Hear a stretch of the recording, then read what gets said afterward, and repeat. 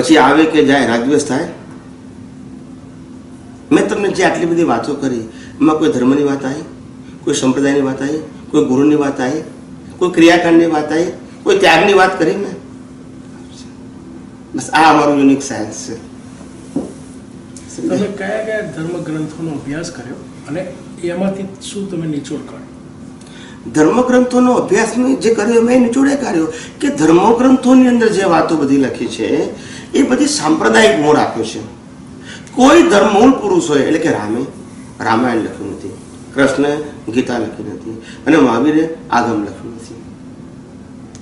ખ્યાલ આવે? વેદાંત શિવે લખ્યું નથી. સમજાય છે? બધા મૂળ પુરુષોના શાસ્ત્રો એમના ગયા પછી કેટલાય વર્ષો પછી લખાયા છે. સો મેની યર્સ, હજારો વર્ષ પછી. સમજાય છે? પણ છતાંય લખનારનો આશય હંમેશા શુભ જ હતો, સમાજને સારા માર્ગે વાળવાનો હતો. એમાં બે મત નથી, તમામ ધર્મોની વાત કરું છું. પણ એ ધર્મમાંથી મુક્તિ ના મળે. શું ના મળે? મુક્તિ ના મળે. કારણ કે સનાતન સત્ય એમાં ન આવે, વ્યવહાર સત્ય આવે. શું આવે? આત્માની વાત આવે, કર્મની વાત આવે, બધી જ આવે, પણ એ સબ્જેક્ટ ટુ વ્યવહાર સત્ય. જેટલા દાખલા આપો એમાં વ્યવહાર સત્યના બેઝ ઉપર જ હોય, સનાતન સત્યના બેઝ ઉપર ના હોય. આટલા વર્ષો થયા હિન્દુસ્તાનમાં કોઈએ હજુ પ્રારબ્ધને પુરુષાર્થની ડેફિનેશન નથી આપી. બધાએ એમ કીધું છે સારા કામ કરો તો પુણ્ય બંધાય. બરાબર છે? જ્યારે જ્ઞાની પુરુષ દાદા ભગવાને વ્યાખ્યા આપી કે મન વચન કાયાથી જે કંઈ પણ કરવામાં આવે છે જન્મથી મોત સુધી એ 100% રિઝલ્ટ છે, એ પ્રારબ્ધ છે, એમાં પુરુષાર્થનો અંશ નથી. અને જે ભાવ કરે છે એ પુરુષાર્થ છે. સો પુરુષાર્થ is invisible and prarabdha is visible and feasible. Line of demarcation, ગોળ ગોળ નહીં. આ તો કે ભગવાનની મરજી વગર પાંડુ ના આવે અને પછી કે તપ જપ કરો તમે. એટલે પાંડુ ના આવે તપ જપ કેમ ના કરવા આપણે? પણ બધી ગોળ ગોળ વાતો, કેવી ડેફિનેશન નહીં. શુભ વાતો ખરી, સિદ્ધાંત નહીં સાહેબ. શું નહીં? શુભ વાતો ખરી પણ સિદ્ધાંત નહીં. સિદ્ધાંત એટલે શું? લાઇન ઓફ ડિમાર્કેશન, કે that is the definition of પ્રારબ્ધ, ધેટ ઇઝ ડેફિનેશન ઓફ પુરુષાર્થ, ધેટ ઇઝ ડેફિનેશન ઓફ કર્મ, ધેટ ઇઝ ડેફિનેશન ઓફ કર્મફળ. સિદ્ધાંત તો હોવો જોઈએ ને. આ તો બધું ગોળ ગોળ, કોઈ કઈ ના હતું. સમજાય છે? કૃષ્ણ ભગવાને કેટલી સરસ વાત કરી, સર્વે ધર્માન પરિત્યજ્ય મામેકમ શરણમ વ્રજ. હવે શું કરવાનું? તો બધા એવું જ કે કૃષ્ણના ફોલોઅર્સ બધા અને એના પ્રવચનકારો કે બધા ધર્મો છોડી તું કૃષ્ણના શરણે આય. બરાબર છે? કૃષ્ણ આવું કે કૃષ્ણ પોતે જ દેહધારી વિનાશી હતા, આત્માનો કૃષ્ણ હતો, તે મોક્ષે જાય. આ જાય અને તો વાળી નાખ્યું. અનંત આવ્યો કે નહીં? તો કૃષ્ણ આવું કે ક્યાંના શરણે આય?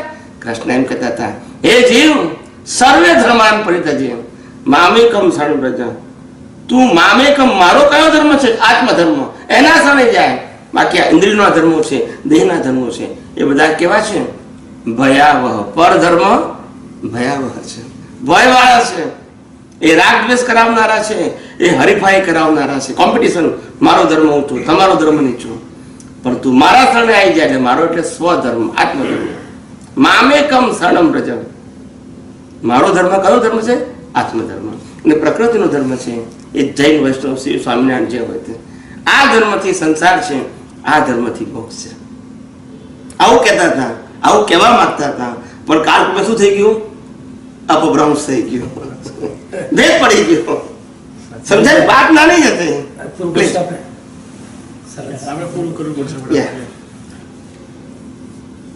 તમે દાદા ભગવાન તરફ કઈ રીતે આકર્ષિત થયા? દાદા ભગવાન તરફ આકર્ષવા માટેનું મારું કોઈ વિશિષ્ટ કારણ નહોતું, પણ જે મને બે વાતો જે મળી એમાંથી મને એવું લાગ્યું કે ખરેખર ત્યાગ, જે બહારમાં જે ત્યાગ કહેવાય છે, જેને આપણે સાધુ કહીએ અથવા સંન્યાસી કહીએ, તો એક વ્યક્તિ પોતે સંસારી વેશમાં છે અને છતાંય આટલી અદ્ભુત વાતો પોતે લખી શકે છે. કારણ કે બરાબર એમાં લખેલું જ મેં સાંભળ્યું છે, લાઈફ તો પછી જોયું મેં.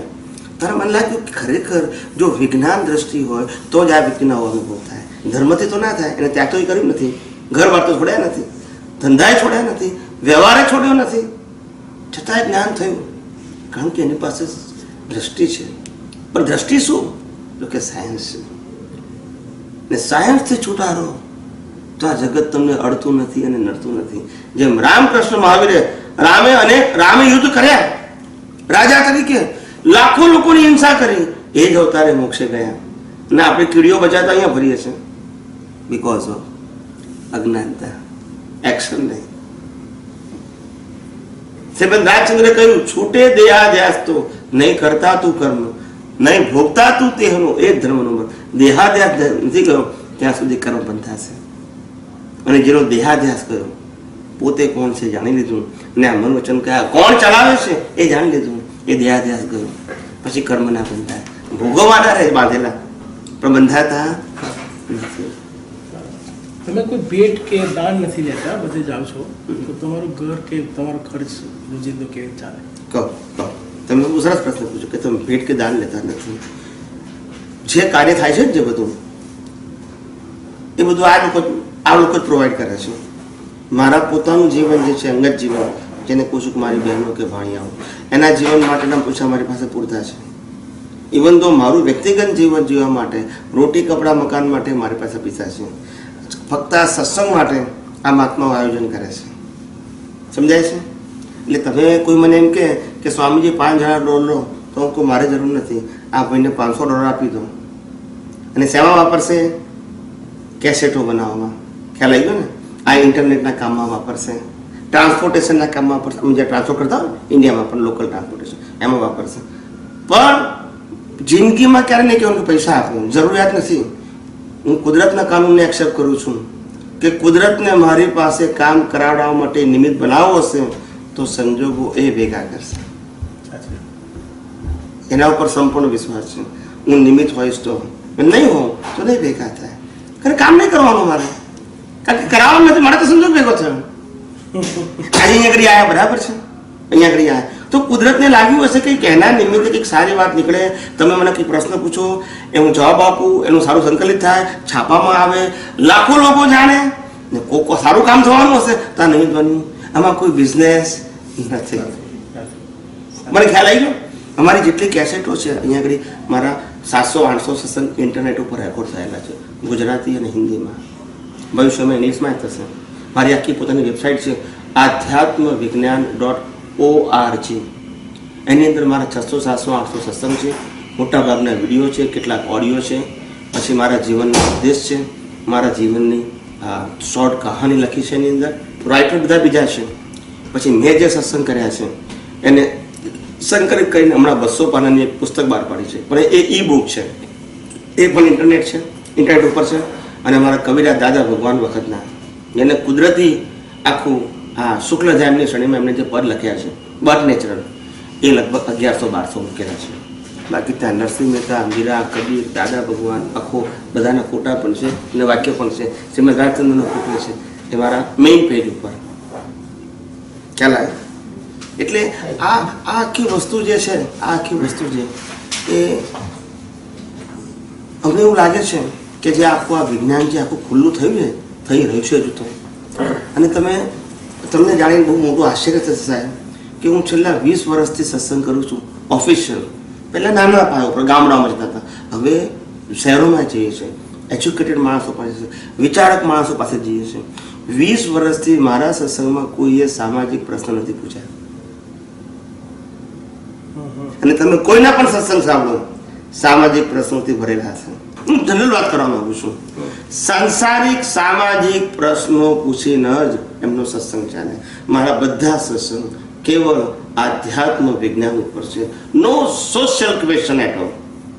અહીંયા તમે 50 માણસ નવા લાવો અને 50 માણસની વિજ્ઞાનની વાત કરીશું, એ લોકો અભિભૂત થઈ જશે. એક પણ સંસારી પ્રશ્ન નહીં પૂછે અને સંસારી પ્રશ્ન રહેશે પણ નહીં. But they know the law of nature, the universal truth. પછી એનું એક્ઝિસ્ટન્સ ક્વેશ્ચન તરીકે ના રહે, સફરિંગ તરીકે રહે. જે રામકૃષ્ણ મહાવીર હતું, but they are not confuse. એની પાસે જ્ઞાન હતું, એવું જ્ઞાન આપવું પ્રશ્ન ના રહે. અને મારું એક જ વાક્ય ખાલી લખો તો લખજો અંદર. જગતના તમામ સામાજિક પ્રશ્નોનો જવાબ ખાલી એક જ વાક્યમાં છે. જગતના તમામ સામાજિક, ભૌતિક અને સફરિંગના પ્રશ્નોનો જવાબ માત્ર એક જ વાક્યમાં છે. વાક્ય કહું છું હવે. હિસાબને આધારે વ્યક્તિ છે તો કોઈ પ્રશ્ન નથી. મારા હિસાબને આધારે સામે મારી વ્યક્તિ ભેગી થઈ, સંજોગો ભેગા થયા તો કોઈ પ્રશ્ન નથી. પણ વ્યક્તિને આધારે હિસાબ છે, સંજોગોને આધારે હિસાબ છે તો પ્રશ્ન જ છે. તમને સાર સમજી ગયો? કે મારા કર્મને આધારે વ્યક્તિ ભેગી થાય છે, ચોર ભેગી થાય કે સાહુકાર ભેગી થાય, પછી પ્રશ્ન કેમ ઊભો થાય? પણ ચોરને આધારે નુકસાન ગયું તો પ્રશ્ન છે ને. સમજાય? બરાબર. એટલે પછી કોઈ પ્રશ્ન રહેતો જ નથી. હિસાબને આધારે મારો જેવો હિસાબ છે કર્મનો, એવા મને સંજોગો ભેગા થવાના, વ્યક્તિ સ્વરૂપે કે સાધન સ્વરૂપે. પછી પ્રશ્ન ક્યાં આવ્યો? મને બીમારી આવી, કેમ આવી? મારું જ કર્મ. મને સારા સંજોગો આવ્યા, કેમ? મારું જ કર્મ. ખરાબ આવ્યા, કેમ? મારું જ કર્મ. મને સારા માણસ મળ્યા, એ પણ મારું કર્મ. અને ખરાબ મળ્યા તે પણ મારું. જેવું મારું કર્મ છે એવું કુદરતી મને સંજોગો ભેગા થાય છે. પછી પ્રશ્ન કેવો થાય કે વાય, પણ એને આધારે મને સફરિંગ છે તો પ્રશ્ન જ પ્રશ્ન છે. પછી વાઈફ હોય, હસબન્ડ હોય, છોકરા હોય, પડોશી હોય, મિત્ર હોય, ફ્રેન્ડ્સ હોય, પાર્ટનર્સ હોય, એના ઉપર બ્લેમ કરશું તો પ્રશ્ન જ પ્રશ્ન છે. તમારા પ્રવચનોમાં તમે કોઈ પણ ધર્મગ્રંથનો બેઝ લઈને વાત કરો છો કે ખાલી સાયન્સ બેઝ? સાયન્સ. પહેલા જૈન ધર્મમાં બેઝ ઉપર વાત કરતો હતો જ્યારે 1500 વર્ષ હતા. પછી દાદા ભગવાનના બેઝ ઉપર વાત કરતો હતો. હાલ છેલ્લા લગભગ લાસ્ટ 10 to 12 યર્સથી હું કેવળ આધ્યાત્મ વિજ્ઞાન ઉપર વાત કરું છું. અને એ આધ્યાત્મ વિજ્ઞાનનો base law of nature, universal science, એના ઉપર છે રાઈટ નાઉ છેલ્લા 10-12 યર્સથી. તમે કયા કયા દેશોમાં જઈને તમારી યાત્રાઓ કરી છે અને લોકોને માર્ગદર્શન આપ્યું છે? હા, હું અમેરિકામાં 94થી આવું છું. અમેરિકા, કેનેડા, યુકે, આફ્રિકાની અંદર ઘણા બધા કન્ટ્રીમાં આપણા નૈરોબી, એટલે Kenya, Uganda, Tanzania, Zimbabwe, Zambia, South Africa, Botswana, આ બધા કન્ટ્રી. પેલી બાજુ આપણે કયો કહેવાય પેલા કોસ્ટ ઉપર આફ્રિકામાં, આફ્રિકામાં જ મોટી કન્ટ્રી છે ને, નાઇજીરિયા, આઇવરી કોસ્ટ, ટોગો, ઘાના, એ પેલી બાજુ આફ્રિકાના રિજનમાં. એટલે આફ્રિકામાં આટલા બધા કન્ટ્રીમાં ગયો છું. પછી આપણા ઓસ્ટ્રેલિયા, ન્યુઝીલેન્ડ, પછી આપણા એશિયન કન્ટ્રીમાં સિંગાપુર છે, પછી મલેશિયા અને બધા કન્ટ્રીઝ છે, પછી દુબઈ છે, આપણા નેપાળ છે. આવા લગભગ 40 કન્ટ્રીમાં હું ગયો છું. બધા નાખતો અત્યારે એકદમ નથી હાજર થતા, પણ એરાઉન્ડ આ ખાલી રશિયા સિવાય લગભગ 5 કોન્ટિનેન્ટમાં હું ફરેલો છું. રશિયા સિવાય, રશિયામાં નથી ગયો. તે સિવાયના 5 એશિયા, આફ્રિકા, યુરોપ, અમેરિકા અને આપણે ઓસ્ટ્રેલિયા. ઓસ્ટ્રેલિયા એ ખંડ છે ને, આખો કોન્ટિનેન્ટ છે, એ 5 કોન્ટિનેન્ટમાં ફર્યો છું. રશિયામાં નથી ગયો, રશિયાના કોઈ ભાગમાં નથી ગયો. 5 કોન્ટિનેન્ટમાં ફરેલો છું સત્સંગના હેતુથી. આ પર્સનલ ક્વેશ્ચન છે, જો તમે કહો તો પૂછું. પૂછાય 100%. તમારામાં દીક્ષા જેવું હોય છે કે તમે કોઈને તૈયાર કરો છો? નહીં ના, ઉनको મેં શું કીધું, મેં મેરો મિશન કહી દીધું. હું જીવતા મંદિરો તૈયાર કરવા આવ્યો છું. કયા? જીવતા સંસારી વેસે. કયા વેસે? ત્યાગી વેસે નહીં. મારી બ્રહ્મચર્યની ડેફિનેશન સાંભળવા જેવી છે. આ તો સબ્જેક્ટ નીકળે કહું છું. હું બ્રહ્મચર્ય એટલે કે લગ્ન નહીં કરવાના તે નથી માનતો, બાળક પેદા નહીં કરવાના તે નથી માનતો. આ કાળમાં હું બ્રહ્મચર્યની ડેફિનેશન મારી આ કાળ માટે છે વીર્યની ઇકોનોમી, લાઈક અ મની. એક વીર્યના ટીપામાં માણસ બનાવવાની તાકાત છે, બસ એની ઇકોનોમી કરજો. જરૂરિયાત પૂરતો વાપરજો, શોખ માટે નહીં. પછી તમે સાધુ હોય, સંત હોય, સંન્યાસી હોય, પછી તમે શિક્ષક હોય, ડૉક્ટર હોય, લોયર હોય, ચાર્ટર્ડ એકાઉન્ટન્ટ હોય, સમાજ સેવક હોય, ગમે તે હોય, બધા માટે જરૂરી છે. એટલે મારી આ ડેફિનેશન છે બ્રહ્મચર્ય બાબત માટે. બ્રહ્મચર્ય એટલે આધુનિક કાળનું બ્રહ્મચર્ય એટલે વીર્યની ઇકોનોમી. અને આ વસ્તુ applicable to all person, no restriction. અમારી ડેફિનેશન છે. અને સાયન્સ બાબત માટે હું કહું છું, જે લોકો આ સાયન્સ સમજે, સાયન્સને એપ્લાય કરે, સાયન્સને એક્સપિરિયન્સ કરે, એ પોતે પણ સાયન્સને શેર કરે. મારું મિશન એ છે કે જગતને વિજ્ઞાન પહોંચે, કોણ પહોંચાડે મહત્વનું નથી. સમજાય છે? એટલે મારી ઓનરશિપ નથી. એટલે હું ગુરુ શિષ્ય નહીં, હું સાયન્ટિસ્ટ છું, આધ્યાત્મ વિજ્ઞાની, અને હું સાયન્ટિસ્ટ બનાવવા આવ્યો છું, ફોલોઅર્સ નહીં. That is my mission. અને મેં કીધું એ પ્રમાણે હું જીવતા મંદિરો તૈયાર કરવા આવ્યો છું. પથ્થરના મંદિરો ઘણા બનાવશે. એ શ્રદ્ધાનું સ્થાન છે. એ ભારત વર્ષનું એક સંસ્કારનું મોટું સેન્ટર છે. માસ ઓફ પીપલને સમાવવાનું. પણ હું જીવતા મંદિરો તૈયાર કરવા આવ્યો છું. I am not against any religion, any rituals, or any god, or any guru. ખ્યાલ આવી ગયો? પણ એ લોકોએ જેમ ધર્મના શાસ્ત્રોની વાતો પોતાની રીતે પોતાની સમજણથી પ્રેઝન્ટ કરી, એવી હું આ જગતનું યુનિવર્સલ ટ્રુથ મારા અનુભવથી હું પ્રેઝન્ટ કરું છું. જગતની પાસે ચોઈસ છે. જે સિલેક્ટ કરવું એ કરી શકે છે, મુક્ત છે. સમજાય છે? બધી વાત સમજાય ગઈ? It is not compulsory for all. The people they are thinker, વિચારકો છે. અને જે પુણ્યશાળીઓ છે, કયું પુણ્ય? ભૌતિક નહીં, આધ્યાત્મિક પુણ્ય. એને જ આ વાત મળશે અને સમજાશે. પણ મારો વિચાર છે મેક્સિમમ લોકોને પહોંચે. આ મારો ભાવ છે. 1% 2% પહોંચે તો એ ઘણું છે, ભલે 100% ના પહોંચે.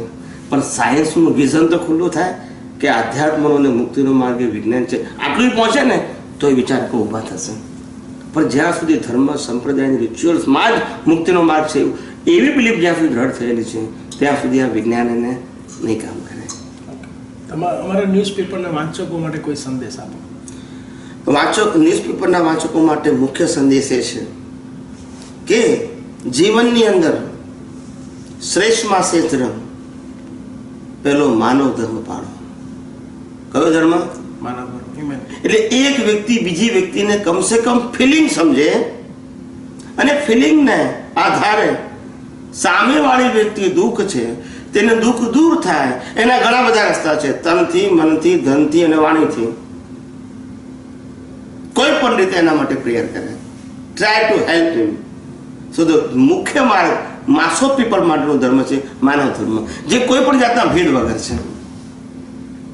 દાખલા તરીકે તમે બીમાર છો ને હું તમારી પડોશમાં રહું છું, હું ગરીબ માણસ છું, હું તમને હેલ્પ નથી કરી શકતો પૈસાથી, પણ ભગવાનને પ્રાર્થના કરું કે ભગવાન આ મારા પડોશી છે, એમને જરા બીમાર થયા છે તો બીમારી દૂર થાય, એ ભગવાન હૃદયથી પ્રાર્થના કરું છું, આપ મારી પ્રાર્થના સ્વીકારો. આને પણ હું માનવ ધર્મ કહું છું.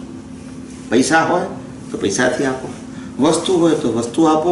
એના બે ધક્કા ખાઓ. કોઈ વ્યક્તિ બીમાર હોય તો કે લાવ ભાઈ તમને ટિફિન આપી આવું, અથવા મારા ઘરે જમવા આવજો ભાઈ તમે એકલા છો તો. આને પણ હું માનવ ધર્મ કહું છું. એને ધર્મ સાથે સાંકળ દો. Religion of humanity. એને બધા માટે સરખું છે, એમાં પંથવાળો નથી આવતો. પહેલો ધર્મ આ છે માનવ ધર્મ. પછી બીજો ધર્મ આવે છે કુળ ધર્મ, જે તમને વારસાગત મળ્યો છે તેને સિન્સિયર લો. શું કરો? એના માટે મારું એક જ વાક્ય તમને હું કહું છું, જે કાંઈ લખવું લખજો. ઘણા બધા મને શરૂઆતમાં લોકો પ્રશ્ન પૂછ્યા કે સ્વામીજી અમે રામને, કૃષ્ણને, મહાવીરને, શિવને કે સ્વામિનારાયણને ઘણા વર્ષોથી માનીએ છીએ, અનુસરીએ છીએ, પૂજા પાઠ કરીએ છીએ, ભક્તિ કરીએ છીએ, બહુ કરીએ છીએ, દાન પણ આપીએ છીએ એમના ઉપર, છતાં અમને ભગવાન પ્રસન્ન કેમ થતા નથી? આવો મને પ્રશ્ન અલગ અલગ સમયે અલગ અલગ વ્યક્તિઓ પૂછેલો છે. મારો જવાબ એક જ વાક્યનો છે, તમે ભગવાનને માનો છો, ભગવાનનું માનતા નથી. શું કીધું? ભગવાનનું માનતા. ખ્યાલ આવી ગયો? રિલિજન ગમે તે હોય, ભગવાનને માનો છો પણ ભગવાનનું નથી માનતા. સમજાય? આ રિલિજનની વાત છે. અને છેલ્લામાં છેલ્લો ધર્મ આત્મધર્મ, જેને આ સંસારમાં સુખી થવું હોય એના માટે માનવ ધર્મ છે અને કુળ ધર્મ છે. જેને આ સંસારમાંથી મુક્ત થવું હોય અને આત્મધર્મ છે, સ્વધર્મ છે. સમજાય છે? બંને ધર્મો સાચા છે, કરેક્ટ છે. જ્યારે વાદ વિવાદ વાળો ધર્મ પાળવો છે તો એ કયો કુળ ધર્મ છે. વાદ વિવાદ વગરનો ધર્મ પાળવો છે તો માનવ ધર્મ છે. અને મોક્ષે જો મુક્તિ પામી હોય તો આત્મધર્મ છે. પણ ત્રણેય ધર્મો કરેક્ટ છે, ખોટા નથી. જેને જે એપ્લિકેબલ થાય એ સિન્સિયરલી ફોલો કરવા જોઈએ, જે એપ્લિકેબલ થાય. અમારું કામ ધર્મ બદલવાનું નથી, અમારું કામ ગુરુ બદલવાનું નથી, અમારું કામ ભગવાન બદલવાનું નથી, અમારું કામ રિચ્યુઅલ બદલવાનું નથી, અમારું કામ દ્રષ્ટિ બદલવાનું છે. જે મહાભારતમાં કૃષ્ણ ભગવાને અર્જુનની દ્રષ્ટિ બદલી હતી. ન તો ધર્મ બદલ્યો, ન તો ગુરુ બદલ્યા, નથી ક્રિયા બદલી. શું બદલ્યું તું? દ્રષ્ટિ. મારું કામ સેમ છે. તમે કોને માનો છો, તમારો કયો ધર્મ છે, તમે શું રિચ્યુઅલ ફોલો કરો છો, that is not my vision, that is not my intention, but change your vision and know the fact of universe, who am I, અને આ જગત કયા આધારે ચાલે છે, હું કોણ છું અને કરે છે કોણ, આટલું તું જાણી લે બસ. તો તું મોક્ષના માર્ગે ધીમે ધીમે આગળ વધીશ ને એક દિવસ તને મુક્તિ પ્રાપ્ત થશે. અમારો કોન્સેપ્ટ છે માનવ ધર્મ, કુળ ધર્મ અને આત્મધર્મ. અમારો કોન્સેપ્ટ છે. એટલે કોઈ પણ વ્યક્તિ કોઈ પણ માર્ગને અનુસરવા વાંધો નથી, ફક્ત સિન્સિયર રહે. એટલે મેં કીધું ને એ પ્રમાણે ભગવાનને માને નહીં, ભગવાનનું પણ માને. ભલે કુળ ધર્મ માનતો હોય તો, અને માનવ ધર્મ માનતો હોય તો માનવને સેન્ટરમાં રાખે. પછી કોઈ પણ રીતે હેલ્પ થયા કરે. તનથી થાય, તનથી એટલે ધક્કા ખાવાથી, મનથી એટલે સારા ભાવથી, વાણીથી એટલે કોઈને સાચી સલાહ આપવાથી, ધનથી એટલે લક્ષ્મીથી, કોઈ પણ રીતે તું કોઈને પણ હેલ્પ કરવાનો ભાવ કરીશ તો એ માનવ ધર્મ કહેવાશે. અને એનાથી પણ તારું જીવન નેક્સ્ટ બર્થ શ્રેષ્ઠ આપશે. આ જીવનમાં તને સંતોષ થશે, કારણ કે જીવતા વ્યક્તિને હેલ્પ કરે છે. જય સચ્ચિદાનંદ.